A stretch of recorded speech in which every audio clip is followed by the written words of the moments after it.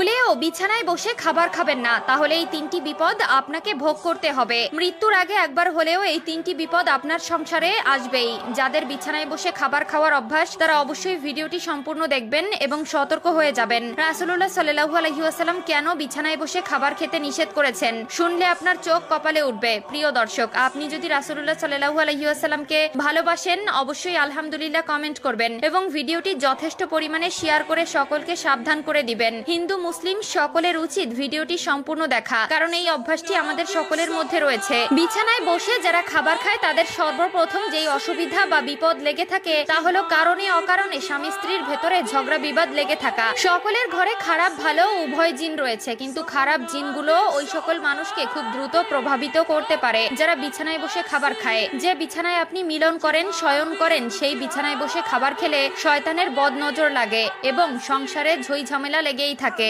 2 নম্বরে যারা বিছানায় বসে খাবার খায় তাদের ঘরে সব সময় কেউ না কেউ অসুস্থ হয়ে থাকে।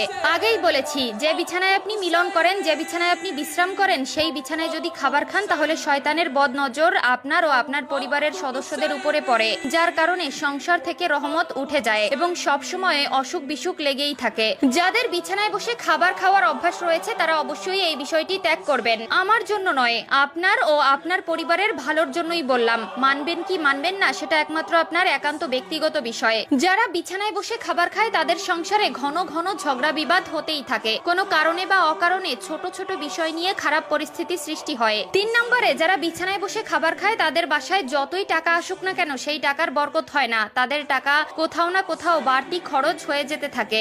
এক কথায় এই ধরনের ব্যক্তিদের উপর থেকে আল্লাহর রহমত উঠে যায় এবং আল্লাহর দেওয়া রহমতে বরকত তাদের উপর থেকে উঠিয়ে নেওয়া হয়। পবিত্রতা ইমানের অঙ্গ এবং যে খাবার আপনার জীবন বাঁচায় সেই খাবার অবশ্যই আপনার পবিত্র স্থানে বসে খাওয়া উচিত। খাওয়ার জন্য আলাদা ঘর বানানো উচিত বা রুম বাছাই করা উচিত। বিশেষ করে অবশ্যই ডাইনিং এ বসে বা ফ্লোরে বসে খাবার খাবেন, কিন্তু বিছানায় বসে কখনোই খাবার খাবেন না। যারা বিছানায় বসে খাবার খায় তাদের সংসারে এই 3টি বিপদ লেগেই থাকে। যদি বিশ্বাস না হয় তাহলে অবশ্যই মিলিয়ে দেখবেন। বিছানায় বসে খাবার খেলে এই 3টি বিপদ আপনার সংসারে আসবেই এবং কারো কারো সংসারে হয়তো এই 3টি আলামত চলমান। আমরা অনেকেই আছি অভ্যাসগত কারণে ঘুমানোর বিছানায় খাবার খাই, এটা একদম করা উচিত নয় এবং যদি আপনার ভেতরে এই ধরনের সমস্যা বা অভ্যাস থেকে থাকে অবশ্যই তা পরিহার করবেন। আল্লাহ তাআলা আমাদের সকলকে সঠিক বুঝ দান করুন, আমিন।